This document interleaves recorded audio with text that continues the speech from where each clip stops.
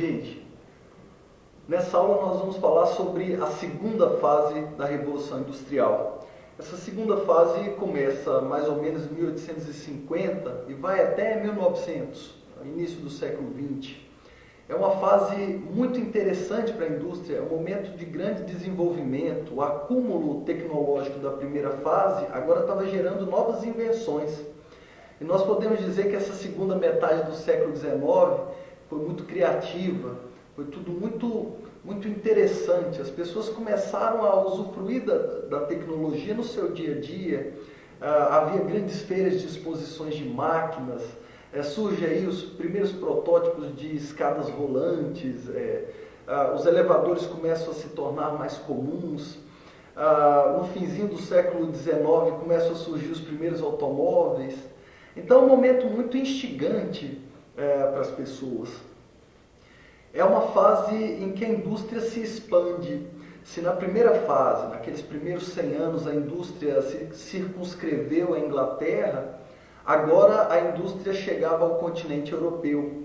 Os holandeses, os belgas, os franceses, os prussianos já passavam a experimentar o processo de industrialização. Também países como Estados Unidos e Japão vão viver um forte processo de industrialização. Os Estados Unidos, depois da Guerra Civil, a Guerra de Secessão norte-americana. No Japão, depois da restauração Meiji, quando os japoneses se unificam definitivamente e começam a se tornar uma potência econômica.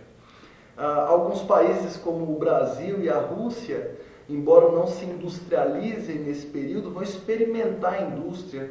Há um surto de industrialização aqui. No Brasil, esse surto a gente chama de a Era Mauá, não é? O momento em que o Barão de Mauá se torna o maior empreendedor do nosso país. Então, se eu puder dar uma característica, a primeira característica dessa segunda fase da Revolução é que a Revolução deixa de ser apenas inglesa, ela passa a outros países do mundo. Também nessa segunda fase nós vamos viver um intenso processo de desenvolvimento tecnológico. Se na primeira fase o principal combustível motor das máquinas era o carvão, agora o principal combustível vai ser o petróleo e a eletricidade. Então nós temos novas fontes de energia sendo utilizadas no fim do século XIX. Se anteriormente o ferro era o metal com o qual se construíam as máquinas, agora com o novo processo de fundição de metais nós vamos ter o uso do aço. Da mesma forma nós vamos ter nessa segunda fase da Revolução Industrial a criação de equipamentos que vão modificar profundamente a vida das pessoas no seu cotidiano. Eu diria que o símbolo do século XIX e dessa segunda fase vai ser a locomotiva. A locomotiva era o condutor do sucesso econômico de qualquer país naquela época. Media-se o desenvolvimento pela quantidade de ferrovias, né? O trem de ferro é a grande vedete do século XIX. Eu digo que ele causou muito espanto, causou muita indignação até. As pessoas não podiam imaginar como é que o equipamento daquele andava sozinho, sem a tração de cavalos, não é? E havia ainda muito presente uma mentalidade religiosa retrógrada e, portanto, o trem de ferro foi muito criticado.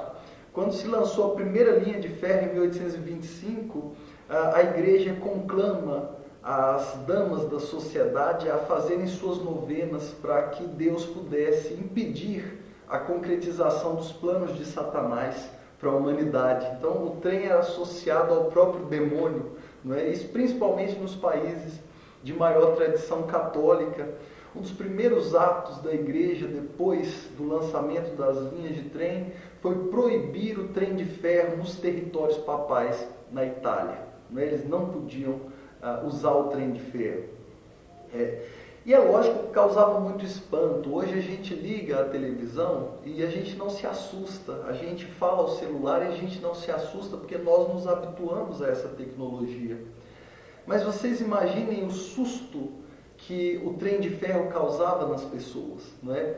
Quando a Inglaterra lançou a primeira linha de trem que ligava a cidade de Stockton a Darlington em 1825, o rei Jorge IV, muito feliz, chamou as pessoas para a cerimônia de inauguração daquela linha comercial. E então ele, na bancada real, deu um tiro para cima, ordenando que o maquinista pusesse o trem em movimento. E a multidão ficou espantada, boquiaberta com aquilo. Quando o trem, já em movimento, passa na frente da bancada real, em respeito ao rei, o maquinista se vira para ele, bate continência e puxa o apito. E quando ele puxa o apito, aquela multidão começa a correr desesperadamente, né? Porque aquilo só podia ser o diabo, né? Um bicho que andava sozinho, soltava fogo pelo nariz e gritava ruidosamente. Então, as pessoas se assustavam muito. E essa perplexidade se estendeu por muito tempo. Já na década de 1870, os ingleses tinham aperfeiçoado o trem. E o trem atingia velocidades muito maiores. Esse primeiro trem que eu citei agora, ele andava a uma velocidade de 20 km por hora. Né? E isso já era assustador. Mas na década de 70, os trens chegaram a velocidade de quase 40 km por hora. E houve protesto dos religiosos. O Papa Pio IX teria dito, não é? Vejam onde o homem quer chegar, vejam o tamanho de sua arrogância, ao que ousa criar engenhoca capaz de tão desumana velocidade, 40 km por hora. Então, as pessoas estavam ainda assustadas com a tecnologia. E essa é uma característica desse século XIX. As invenções causavam encantamento nos homens daquela época. Mas nem tudo eram flores. Ao mesmo tempo que a sociedade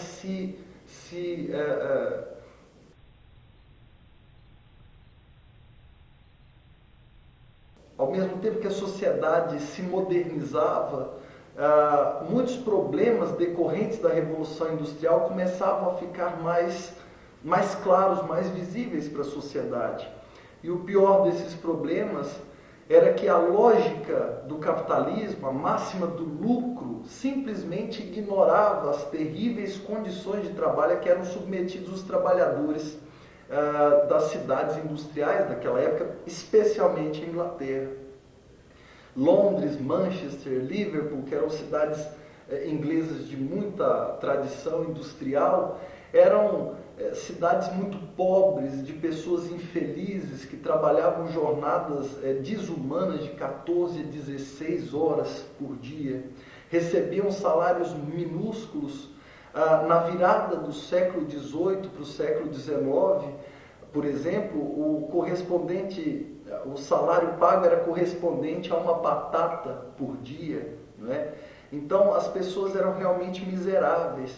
A mão de obra feminina e infantil era usada em larga escala, porque acreditavam que crianças e mulheres eram mais dóceis na lida do cotidiano de trabalho. As pessoas sofriam acidentes de trabalho constantemente e não eram remuneradas nem mesmo no período em que estavam no hospital. Então as condições de trabalho eram bastante inadequadas, eram absolutamente desumanas. E essas condições de trabalho vão levar, ao longo do século XIX, a uma série de contestações sociais muito importantes nesse processo de humanização da indústria, né? Humanização do trabalho. Nós vamos ter dois movimentos fundamentais na história do movimento trabalhista. É na segunda metade do século XIX que começam a surgir os sindicatos, os trade union. Na segunda metade do século XIX que as ideias de Karl Marx começam a se propagar. Em 1848 ele lança o Manifesto Comunista simultaneamente em Paris e Berlim e tem uma reverberação enorme na sociedade. E esses movimentos de trabalhadores ganham força, mas eles começam ainda antes da segunda metade. Eu diria que os dois principais movimentos desse período foram o ludismo, que era uma tese de que o que estava tirando o emprego dos trabalhadores, o que estava diminuindo a renda dos trabalhadores era o uso da máquina. Então, ainda muito inocentemente, esses trabalhadores acreditavam que se eles destruíssem as máquinas, eles estariam interrompendo esse processo histórico de modernização que naquele momento os maltratava tanto, não é? E nós temos um outro movimento chamado de cartismo. Cartismo porque ele surge de um manifesto feito em 1838 que exigia participação política aos operários, defendia o sufrágio universal masculino, defendia a remuneração para os políticos por um motivo simples. Só os ricos faziam política porque eles tinham dinheiro e não precisavam de salários. Então eles defendiam que o político fosse remunerado porque assim o pobre poderia entrar na política.